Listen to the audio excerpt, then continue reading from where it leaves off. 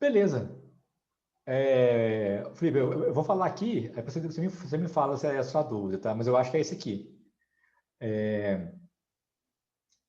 Em muitos casos, em quase todos os casos, acontece a gente pegar variáveis com unidades de medida diferentes, né? Por exemplo, aqui, vamos supor, a gente tem um conjunto de dados com três variáveis. A x1, que é medida em metros, a x2, que é medida em reais, e a x3, que é medida em percentual. Vários algoritmos de aprendizado de máquina que a gente vai ver, como o KNN e como os algoritmos de cluster, trabalham calculando distância entre variáveis. Então, o que a gente precisa fazer? A gente precisa de remover a unidade de medida dessas variáveis para aquelas que tiver maior variância não predominar o cálculo da distância. A gente vai aprender a fazer esse cálculo. Então, assim, vamos aprender o que é a normalização e a padronização aqui, sem se preocupar muito bem para que usa. Para quando chegar lá no KNN e na análise de cluster, a gente relembrar e aplicar, tá bom? Então, qual que é o objetivo aqui agora? É remover as unidades de medidas para que elas sejam comparáveis, né? Se uma está em metros, a outra está em reais, a outra está em percentual. A gente não pode comparar essas variáveis. Uma forma de transformar ela é aplicar a normalização min-max. Então, olha só. Depois que a gente aplica, a gente já vai entrar no cálculo dela. É só para a gente já editar isso para frente.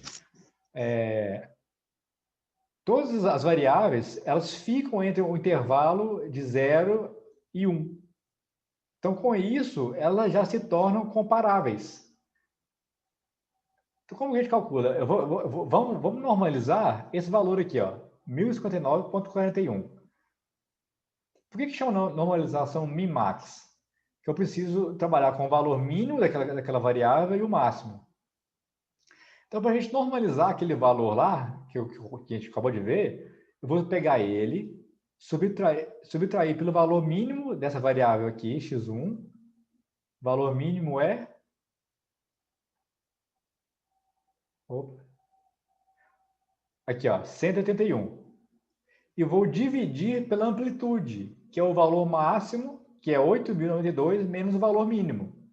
Então, eu realizo a subtração aqui no numerador, realizo a subtração no denominador e divido. Então, olha só. Aqui nós temos esse 1059 transformado, normalizado. É um tipo de norma, se a gente for lá para a álgebra linear. Mas, enfim. Então, tá vendo? Nenhuma variável aqui agora passa de 1 e nem de 0. Então, a gente já poderia rodar os algoritmos de cluster e o KNN aqui em cima, desse conjunto de dados aqui, que ele está normalizado. E tem uma outra forma de normalizar também, que é a padronização Z-score, que a gente remove a unidade de medida das variáveis e as variáveis ficam em desvios padrões. Como que a gente faz isso? Eu vou pegar... Vamos fazer o cálculo para a mesma variável. Aliás, para o mesmo valor, né? Esse segundo valor aqui. Nós aplicamos a normalização min-max nele e vamos aplicar a padronização Z-score. Eu preciso de dois valores aqui, da média e do desvio padrão. Eu vou pegar o valor, vou subtrair pela média, que é 2.249, né? A média dessa variável aqui, x1, e vou realizar a subtração, eu vou dividir pelo desvio padrão. Então, ó, ela está a menos 0,43 desvios padrões da média. O legal da padronização Z-score, a gente pode até interpretar. Então, ó, a gente pegar aqui, vou pegar aqui esse valor aqui. Esse valor aqui é o 1, 2, 3, 4.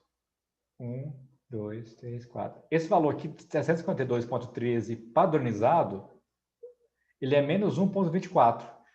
Ou seja, ele está a menos 1,24 desvios padrões da média. Mas, enfim, a interpretação não é o nosso foco aqui. Nosso foco é transformar a unidade de medida das variáveis.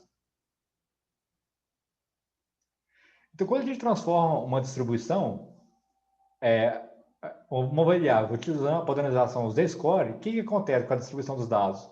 Supondo que ela seja normal. Ela vai ter média zero e desvios padrões. Por isso eu comentei que esse valor aqui, vamos achar ele lá na curva da distribuição normal.